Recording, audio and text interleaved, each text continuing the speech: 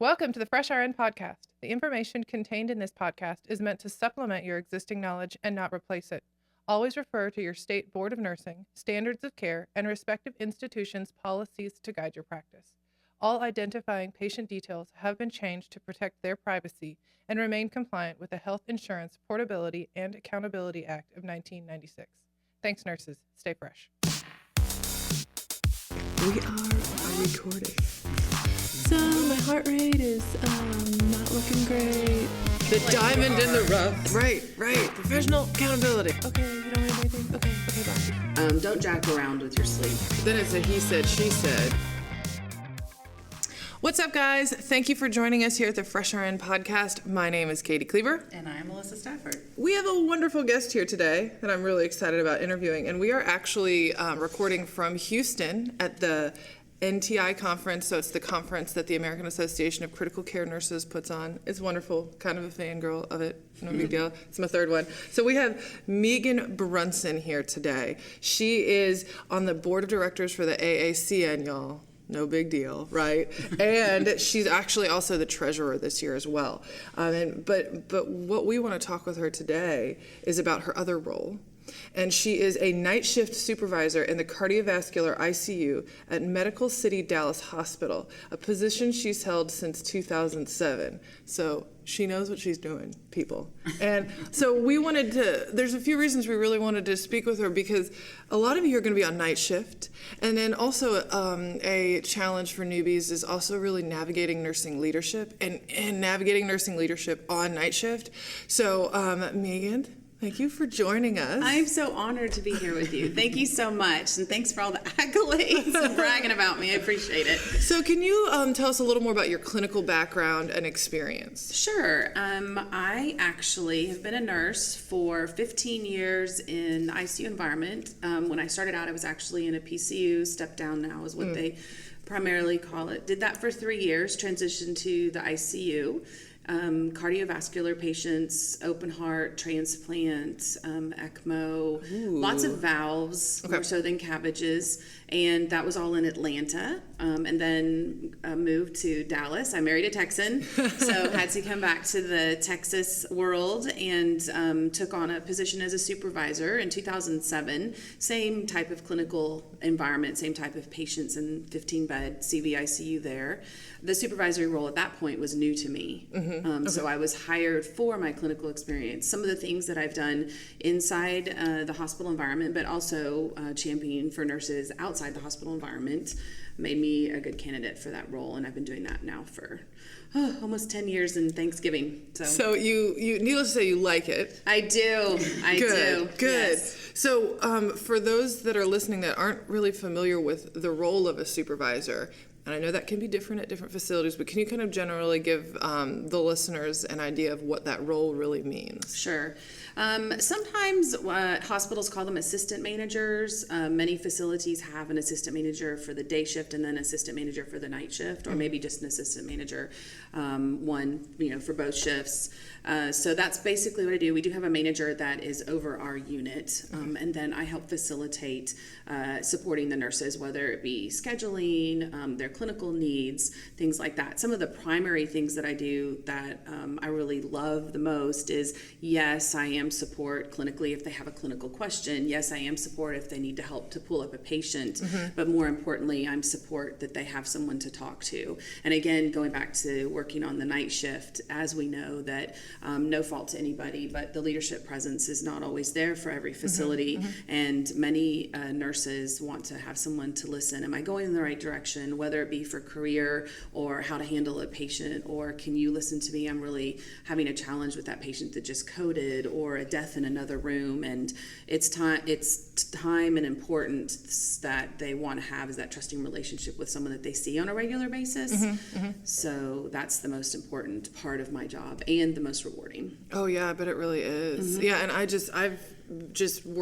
I've had support from supervision before that was really, really helpful. The role at the hospitals I've been at was a little different in that it was more like a not kind of like patient placement, but not like, okay, these are the patients coming in and they're going to go into these areas. And then if you had an issue, like there were times where I had issues where I couldn't take care of it. It was night shift, and it was like a manager, somebody above my pay grade needs to come in and talk to this person or help me navigate this situation, which I really appreciated having that support. And they really weren't specific to one department either, so it was almost a house-wide leadership role. So it wasn't that there was a supervisor for critical care and then one for med surg. It was, this that would have been wonderful, though. Right. It was this one person who kind of had ownership of the entire hospital. We do have that too. We do have house supervisors, but what is great about my role is I have that sort of intimate relationship with the nurses that are specific to my unit. I do a lot. I mean, I'm basically a charge nurse with patients sometimes, and that's a very realistic part of my world. Yeah. I do, work the 12-hour shift. I'm not, I'm paid hourly. I'm not paid, as a salary. So I do have a lot of connection to the bedside because I am living their world. So in a given, week, I will, have 3 12-hour shifts, being in charge and helping them. So I do bed flow and some of those operational things from a micro unit perspective, not from a house perspective.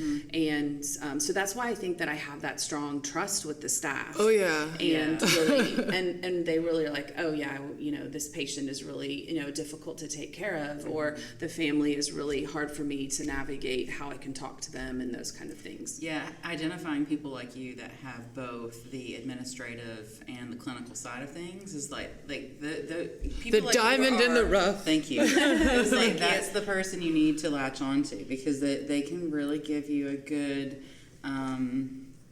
even look at both sides. Like, let me talk to you about the clinical side, let me talk to you about the management side, and kind of let you marry the two, because that's really hard to do as a new nurse. It's hard to do as an experienced nurse sometimes too, so. That is a really challenging thing as a new nurse. I'm saying as a new nurse, like, to be able to navigate that kind of stuff. And I recently, a year and a half ago, we had some leadership changes within my facility. So I was the actual interim manager for about a year and a half. And I actually did a week of days and a week of nights. And really, that was my choice. That was my way to lead.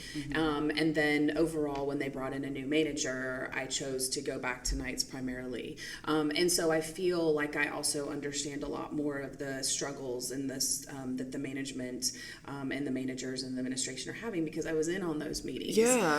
So I have one foot in both doors.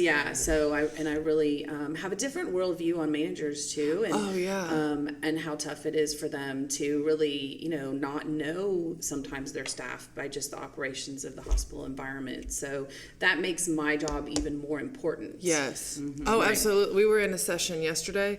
It was the sepsis one, but they were talking about nurse managers, and he said, hardest job in healthcare, being a nurse manager. And I was like, yes. Like, that job is no joke. You're not, like, you have one foot in each. You have this, I'm sure your staff, when you're sitting at the bedside and you can jump in and take care of patients, like just like the nurses at the bedside, like, that builds rapport, builds trust. But the manager has a very different set of roles. And so them being at the bedside isn't how their time is spent. So they don't build that trust like you in that, like, half in and, They just don't have the opportunities to do it. Right, exactly. Right. It's a very different dynamic. So it's like, having that role to kind of bridge the two. And sometimes it's the little things. I mean, I have one of the nurses who loves her Diet Mountain Dew, and and then another nurse that has a dog named Shelby, and so you remember those things. And when you have a staff that's so large from the manager perspective, hard to remember. But I'll bring in Jenna a pack of Diet Mountain Dew. I know your day was rough yesterday. I got you some Mountain Dew. Awesome. And those are some of those. Like I said, using the word intimate is the best way I can describe. I love that. Those things that really are going to, they're small gestures, but they do build that team, because that's another element of the job, is building the team. Where is your talent? Where is your talent? And where you can bring them together. So those small but subtle differences. If my manager, and I love Mountain Dew, and my manager brought me in, I'd be riding that for like a month. Like, exactly. I love me so much. So let's talk a little bit about, like, chain of command, right? Okay. So you're in the middle in night shift, and what is chain of command to what does that mean to a new nurse, and how do they enact it, I guess. And what's like the politically correct way to do that? Because you don't just skip steps, and what that could entail, or what, like, why you don't want to do that. Yeah. I think chain of command, to me, the use of that word is pretty formal, Yes. if you will. But there is a reality in hospitals that you do have to follow that process, and that's to protect you. It's also to protect, the managers and the administration. So on night shift, I would be, or the charge nurse would be your first step if I was not there. But sometimes you don't always have the most healthy relationship with the next person that is your charge nurse Yes. or your supervisor. And so I think that I always tell people is that the person doesn't necessarily that you're having the conflict with, or you're having the trouble connecting with, sometimes it's not a conflict, it doesn't always necessarily know. And I say it is important, and it's part of your role to give them a shot and say, it really bothered me, not of course in front of a patient, Right. step aside, it really bothered me when this happened, or I need more of your support when this happens. If they are not receptive or they lash out, then you have to step back and they're accountable for their behavior. And then when you go to the next level in the chain of command, you can say, well, I did try to talk to Susie and she wasn't receptive, or I gave her 6 months and the situation is still the same. Because I feel that it creates a triangle situation where you tell somebody, and that somebody tells somebody, and then you don't know if that somebody knows. And really Yeah. the direct method, although it makes you vulnerable and it can be scary, is really the best way to handle the situation. Because then when you go up the level in the chain of command, then I honestly and with integrity tried to talk to that person and it didn't work out. That's one option. The other option is to pull somebody in. Katie, I'm having trouble with Susie. Can you come with me? I really appreciate you. You are a experienced, senior nurse, and I just need someone to stand there. And sometimes it's just about confidence. You just want your buddy there. Yeah. And that's okay. You're not, it's not creating a threatening situation or anything like that. There's a lot of experienced nurses who have A, been in those shoes before, or B, Yeah. have great experience in having those crucial conversations. I have, issues where I have to go around chain of command because they're physically not there. Sometimes they're physically not there. It's a weekend. It's a night at 2:00 on a Sunday. So I'm going to have to go around because the AOC administrator on call, if you will, is the person I need to talk to because my manager's not there. But she shouldn't be there. Right. So Right. anyway, so those are some other things too. Just sometimes their presence isn't there. Right.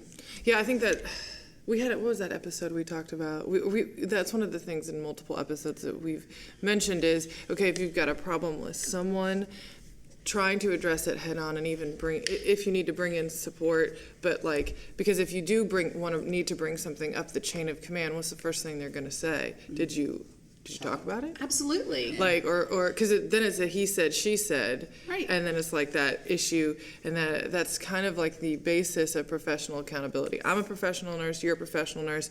If you every time you're signing out and you leave my drips dry, I shouldn't just go complain about it. I need to tell you, like those kinds of things, and that's something I think we've advocated for in a few episodes where that's just being a professional nurse. It is, and it's not easy as a new nurse. It's not. You feel like, I don't really know if my feelings are validated in some way sometimes, Yeah. right? Or I'm brand spanking new and Melissa's been there for 15 years. I don't know that I can say this to her. Right. And that environment shouldn't exist. The reality is that it does. But learning how to have those crucial conversations is a skill that you really need to get or to develop early on. And surrounding yourself with people who are comfortable doing that and offering guidance for that is important. And I will say that most people have this misconception that when there's an incident, you have to follow up right away. Yes, that does work sometimes, but not everybody, and a new nurse especially, would feel comfortable doing that. And I tell people it is okay to take that pause. Go home, think about it. If you need to write it down or put it in your iPhone, notes about what bothered you, because sometimes stepping back will give you that pause to be able to say it professionally instead of blah, blah, blah, blah, blah, blah, blah, and just say, I'm really concerned, I'm struggling every time I pick up this patient from you. And I do think it's okay within reason. I mean, not months, obviously, but sometimes people can't address it right away because they're internally upset or Emotionally frustrated. driven. The or- conversation is emotionally driven. It's Right. not the time to have Right. that kind of conversation. Yeah, like we said in another episode, you want to make sure you're separating yourself from the emotion of the situation so that that's not really like leading you in what you're saying, because And to go back to my role, people will come to me and say, I was upset when Susie did this. Is it okay that I talk to her? Do you think this would be appropriate? Is this something that I should overlook or not overlook? And so part of my role in having those conversations is to support them if they're upset and say, no, you know what? Overall, she had a bad day. Let that one slide. Yeah. I think when you have 20 years experience, you do have that ability to say, nah, that really wasn't a big deal. Yeah. It was a big deal to you, but let's talk about why it was a big deal to you. Oh no, you need to talk to her about that. That could have been a near miss or a med error or something like that. Yeah. So that's part of where that supervisory person comes in too, because some people have different understanding of what is a big deal and what isn't a big deal. That was to say, as a new nurse, you're not really sure, wait, do I freak out about this, or is this like an okay thing and we just kind of cover each other? Like, I don't know. Right. I don't know, and you don't know what you don't know, and it's helpful to have that person with 20 years of experience to be like, okay, am I crazy? Like, I feel like I asked you that many times. Like, Stafford, am I crazy? Like, should you have done this, or do I need to say something? I don't know how to, and bouncing that off somebody, because if you're feeling like you're getting taken advantage of, or if you're feeling like something didn't go the way it should, then it's helpful to bring someone outside of the situation that's more experienced, that can like help you kind of navigate that stuff. But choosing that person wisely is also important. Yes. So you don't want to go to the person in the unit who badmouths everybody and just, it's like... Right, I was just going to say, it's within that circle of trust. Right. So I always say, this is within the circle of trust. And so, and I think that there is a lot of staff that would tell me now that, what I know, there's no way that I would let them foster their own relationships, because again, that's creating a triangle. And that does me no good and does them no good in their professional relationships. But sometimes you do need to have that circle of trust, because you don't want to go to the person that obviously, spreads everything all down the unit and other units and everything else. So. Yeah, because, nursing units are so tight-knit, and then when you have people that start talking about things like that, then it can quickly create a very unhealthy environment, especially for the new grad who's like, oh, are people talking about me and not telling me if I'm not doing something or being lazy? I don't mean to be, like that whole thing. Right. So do you have any advice for any new nurses that may be facing issues with maybe their manager or their direct supervisor, and how they can kind of navigate that as a new nurse? Maybe they're not feeling the support they need, or maybe, I've gotten quite a few emails from nurses that like, okay, I'm a brand new nurse, I've got a preceptor, I walk in, preceptor had no idea that they were going to be orienting me for the next 3 months. It's a reality, And how, any tips from like that supervisory position for nurses in those kinds of situations? Well, first thing I would like, lots of tips, but I would say one of the wonderful things about AACN is we have so many great resources. So as a champion for the association, we have the Healthy Work Environment Standards, which just came out for a second time recently last year. And there's a lot in there about authentic leadership, about, staffing, about communication, which is what we're talking about. And those are some really good standards with research now backed up behind them. If the new nurse has the time, I really suggest pulling those out and looking at those first off, because that will talk to the aspects of creating that culture within your unit. If you have a problem with a new nurse manager or say a preceptor, to answer your question more directly with specifics, I think sometimes setting the expectation and taking that second, even if you think you're going to get behind in your day with your patient care, to take 20 minutes and say to the preceptor, this is where I'm coming from, this is the kind of patient care that I'm looking for, this is the experience that I need. I'm concerned because I'm really having trouble with pacemakers.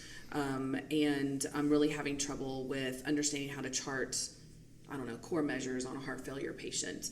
I'm thinking that if you set the expectations with how you like to learn too, say, I'm a very visual person, or I really would like to see if there's any apps or videos or, I can go home with, or do you have any guidance for me that I can do homework, if you will, when I go home, especially if they're new to the ICU. Oh, yeah. I'm really, want people to come forth with say, I'm really tired today. I really didn't sleep well during the day, especially if they're coming on to night shift, and tell the preceptor that, is it okay if I take my break early? Because if you set the expectations, then they're most likely, things happen and you have to be flexible, but most likely there won't be as many surprises when you have a dialogue with someone later on, and it just helps that, foster that trust at the start of your shift versus having a nightmare situation at the end of your shift. Man, managing expectations is such a big thing in every aspect, of life, I feel like, not just nursing, but like the expectations. And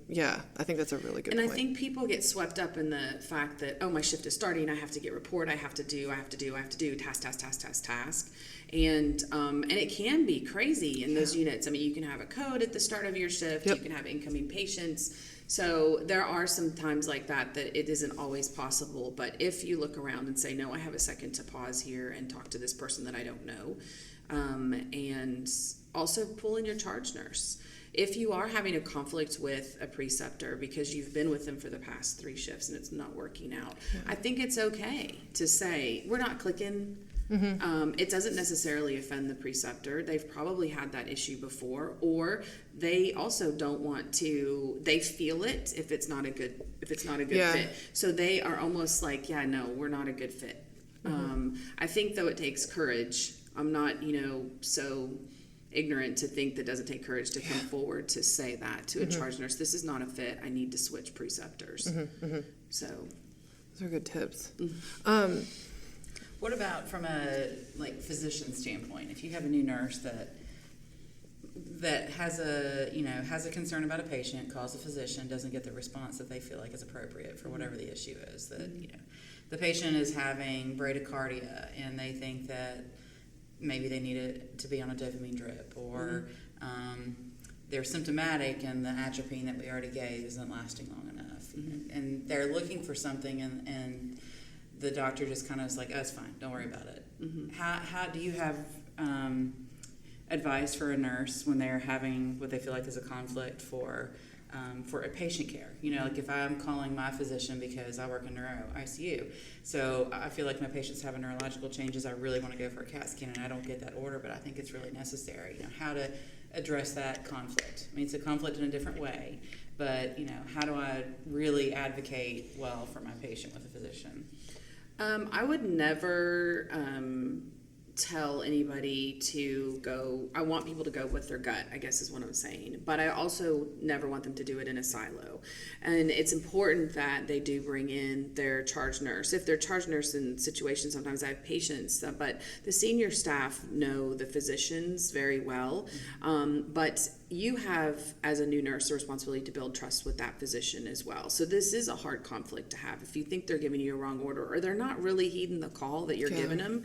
So I tell them to bring in a charge nurse, a supervisor in my case, or an experienced nurse. And before they call the physician, these are the things that you might want to say. Write it down on a piece of paper, because sometimes it's not necessarily what you're saying, it's how you said it to the physician. That's a very good point. And so at 2:00 in the morning, they're going to disregard you because they didn't hear that tone in your voice. That's the key thing. But honestly, if they do give you an order that you disagree with or something like that, I say to the nurse, other than, it being a med that's completely inappropriate or a med dosing that might be wrong or something like that, do what they say, right? But then you're going to be calling them right back. And you're going to be looping them back in. And this time, you're going to be a little bit more with your tone of voice. There is a chain of command with physicians. I will tell you, and probably the 20 years, I probably have had to pull that twice when the physician aspect.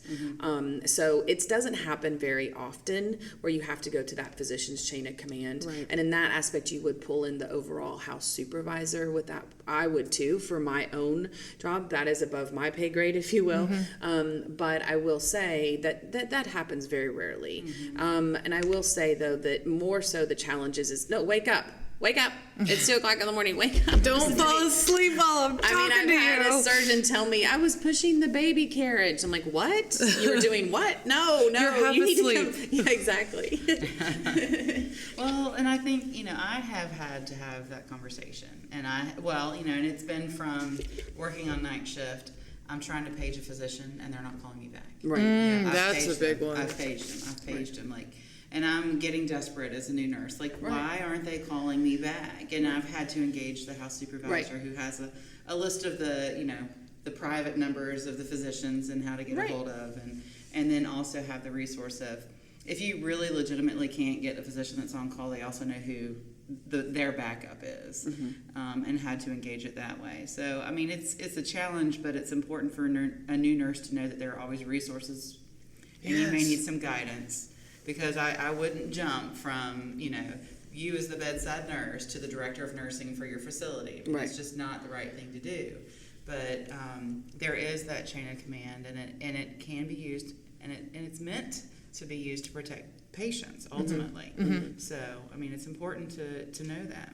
Yeah, and it's helpful to utilize someone like this supervisory role to really help navigate that and different. Yeah, there's different avenues because it's not just like, okay, if a physician's not responding, I'm not going to call my director of nursing or the I'm going to talk to my or the medical director of the hospital. Right. No, that's not how that. There's a way to do this. But I really love that point about how it's not necessarily what you say; it's how you say it. It's like, so my heart rate is not looking great. Okay, you don't want to do anything. Okay, bye. It's like no, having that assertive and doing a little bit of your homework before calling, knowing what you want beforehand. And I think you really have to do that on night shift because sometimes they're half asleep and sometimes they're not. And having that assertive, not rude or anything like, but just very confident, assertive tone, knowing what you want, and pushing back a little bit when you get that response that you're not. Yes, the patient is having bradycardia. Yes, I've already done atropine. It lasted for X period of time frame. The patient remains symptomatic. Their blood pressure is this. Their heart rate is. I have had situations where we've called once, we didn't get the response out of the physician, and then I'll have the nurse call a second time. And I have them say when they actually do speak to the physician the second time, I do have my charge nurse on the other line. Because I have sat in on the phone call. And not that I'm even saying anything or doing anything, but it seems to wake up the situation a little bit more. Oh, I love that. And I want to talk to you about this patient again. I'm not comfortable with what's happening with this patient. I have my charge nurse on the other line. And then if there are questions, because the physician's like, what really is going on? I don't understand what they're saying to me. Then you're pulled into the loop, and it makes that moment a little bit more heightened. That's worked many times. Yeah, that's a really good idea, having that that extra support there, and so they know. Because I wonder how often it is that the physician on the other line doesn't get what's going on, and they're not reacting appropriately. Or they're on call. They don't know the patient. In the middle of the night, you're not always going to get the patient's physician that actually directly knows that patient. And they want to know, tell me what I need to know, not the whole story. Right. What do I need to know about this? And as a new nurse, you get tongue-tied. You do. And you don't know what they need to know because you're so overwhelmed. If they're rough with you, you're like, I called for a good reason, And now I forgot why I called because I'm so overwhelmed. Exactly. So do you have any encouragement or tips for nurses who may have any actual or perceived barriers to leadership support? I think that as nurses, first is to recognize that you yourself are a leader. Ooh. Before you actually... That's a quote. I'm going to tweet that real quick. Everyone's a leader in some capacity. Even if you're day one in a unit, you're a leader because you're setting the tone and the culture of that unit. We're all accountable to that. So I think that when you say that you have some perceived barriers with leadership, I think some of it is just not knowing that person. And it can be from not knowing that they drink Diet Mountain Dew. It can also not be knowing what their actual clinical experience and their background is. We are in such a rush to task that there is a huge value in actually knowing your team. I tell the new nurses that are coming off so they've been on internship in my facility during the day and then they roll to night shift. Come in 10 minutes early. Yeah. You know, stay 10 minutes late. And when you're getting your assignment, have that discussion with your buddy that you're going to be, you know, with all night.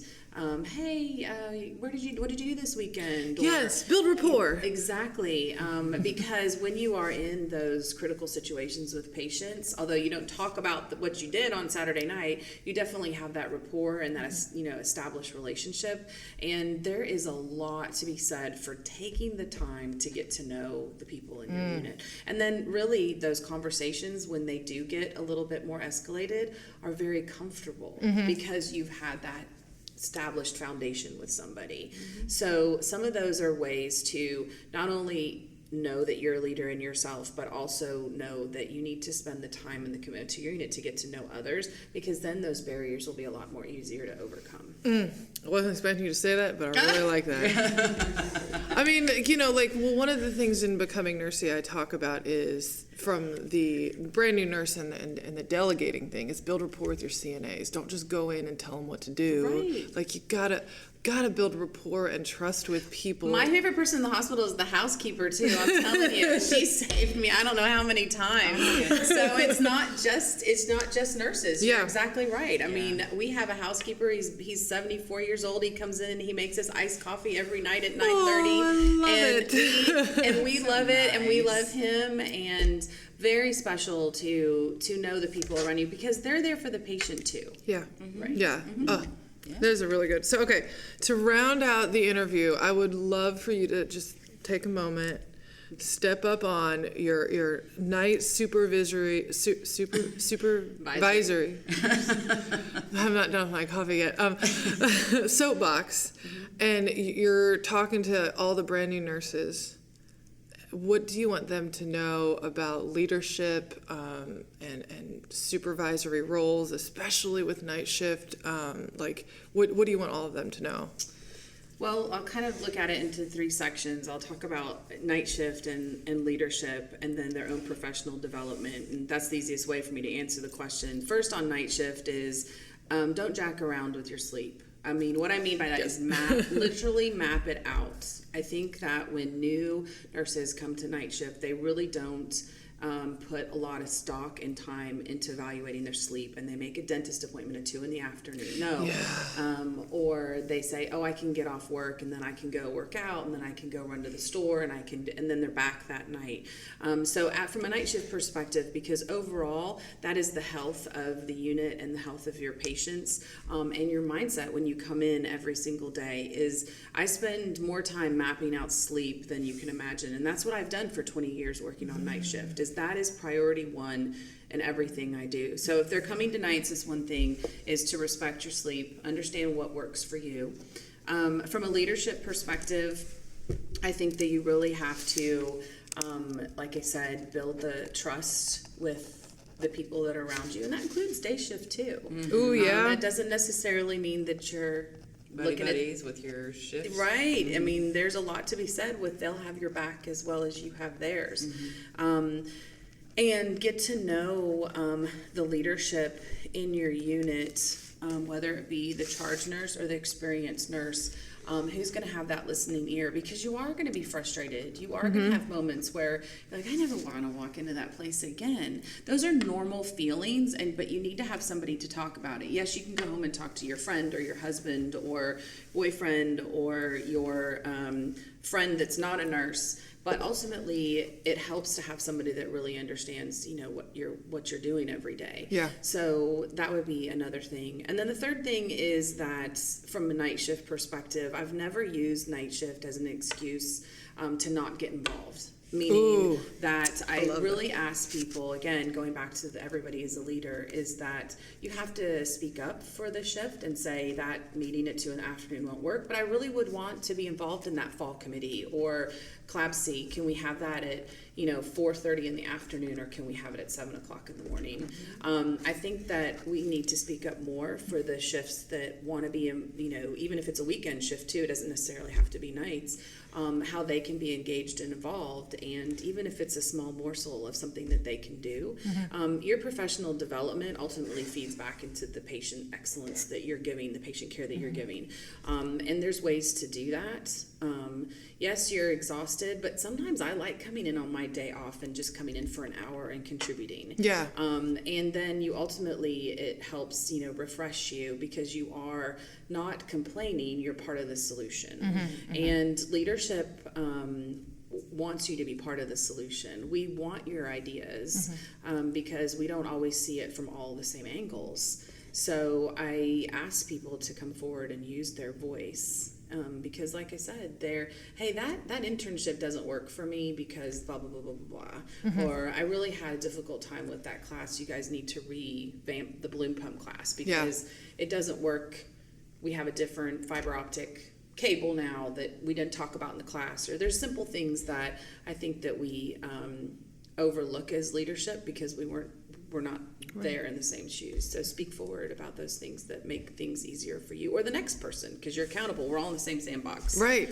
Professional accountability. Yeah. I love it. All right.